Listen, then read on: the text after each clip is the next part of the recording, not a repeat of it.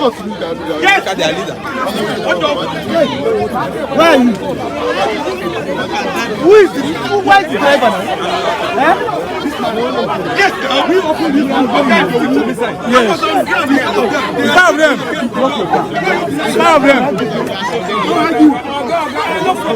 When you get to the station, you brought them. Call the VIO man for me. Call the VIO. Hey,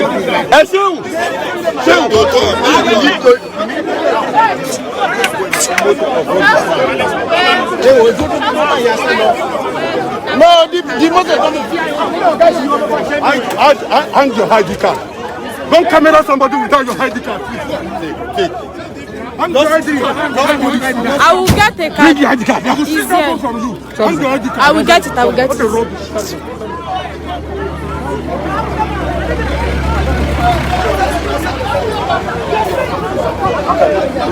Which security you are saying you are in Nigeria?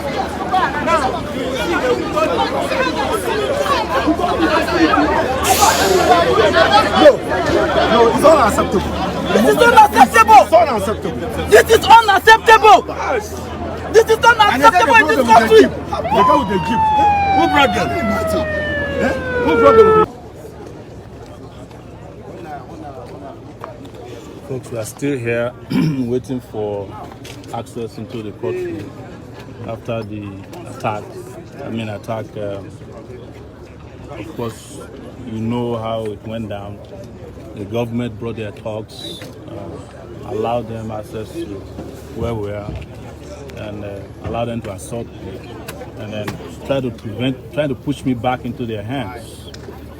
They have now pretended that they apprehended some of them because journalists went on outrage against what happened here today. This is an unconscionable system of government, as you can see. But we, those who are trying to fix this country, must also stand firm and be willing to pay any price required for the liberation of our people. Some of it is what you have seen today. Some of it you have seen before. The last time I was there, I was arrested and dragged away by Officer Hassan. He has now changed his name tag to Abdullahi. You saw him beside me. The person with whom he tore my clothes was the one who confronted me when I first arrived in court.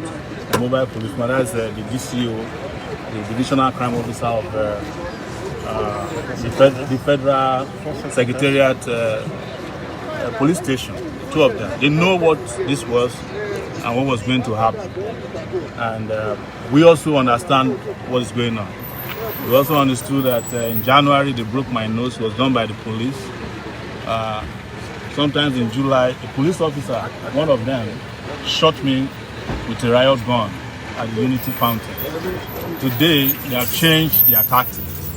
Their tactic is to use third parties in attacking my person with the hope of discouraging me. I would never be discouraged. Some good news is that Nnamdi Kanu is inside, brought to court. They have no option than to bring him physically to court. That's our request. Terrible news is that I have not been allowed to go into the courtroom, and I have a right as a citizen of this country to witness any court trial, except if it is expressly said to be a closed or secret trial. So that is where we are right now. The policemen are all around, but as you know, they were aware of the attack. They encouraged it, and when it was over, they are pretending that nothing happened. So, just so that you know, I'm still here, and we'll be broadcasting to you live from the entrance of the Federal High Court here in Abuja, where we are witnessing the trial of Mazi Nnamdi Kanu, the leader of IPOB, indigenous people of Biafra. So that's what we are here to do. Please, nobody should be worried about me or my safety. This comes with the territory of the work that we have chosen and the cause that we are engaging in this country. This is what should be understood clearly and unambiguously. So I just want you guys to know why we are still here and why this might drag on a little bit. They may not be happy about what we are doing, but they are not meant to be happy when they are oppressing a majority of their countrymen and women, when they are protecting regimes that are bringing about hardship, hunger, oppression, and suppression of voices who are asking simple, fundamental questions of nationhood. If they are questioning and attacking people who ask that their dignities be preserved, or in cases where they have lost their dignities, that they be preserved or restored. That is all we are asking for in this country called Nigeria. But we are not the first set of people who have found ourselves in this situation and asked difficult questions. People before us have asked these questions and have suffered same fate.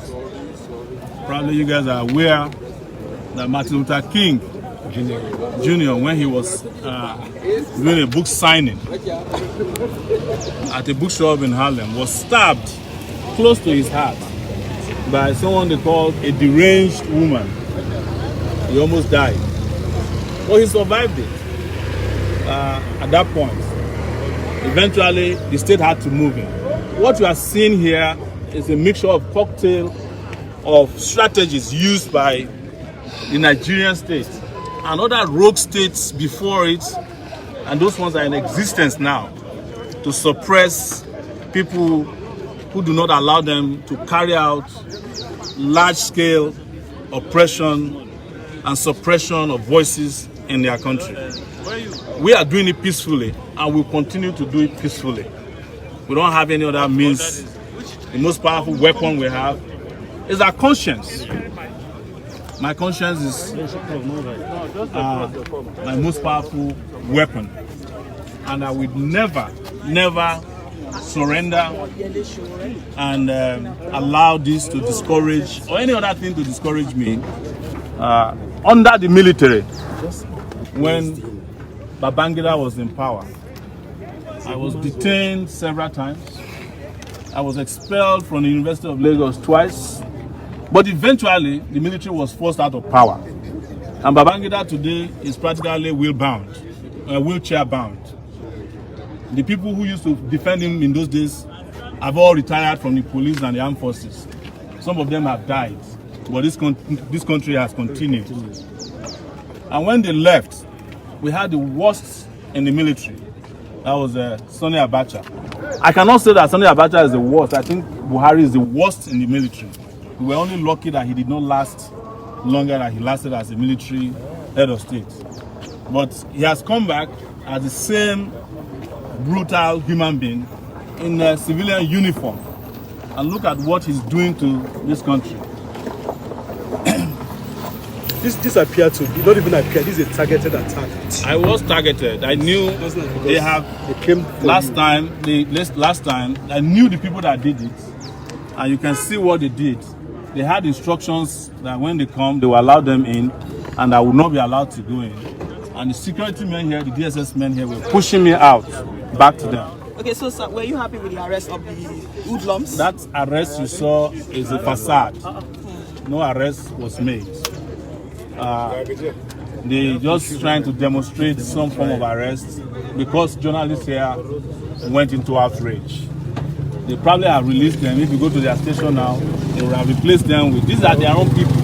These are the people they use for this kind of jobs. They did this. Why you? Why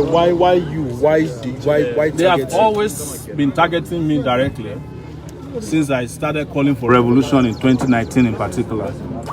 That's the most recent period of targeted attack by the state. This is not the first time the state will do this to me. Right inside this courtroom, the DSS, the lawless DSS, sent their agents to abduct me before a judge because they said I made some statement after I was granted bail. I was abducted in front of a judge. The judge ran away. She lost her shoe and her wig inside the courtroom. That's Justice Ejoma Ojukwu. I was returned back to the DSS headquarters and spent another 18 days after I had been granted bail. Before that bail was respected, I spent another 1 month in detention. as a whole, I spent 5 months in DSS detention for calling for the right to have a better country. So this is not new. After I was released, it was the reason they deliberately restricted me to Abuja, so that I will be vulnerable to this kind of attacks.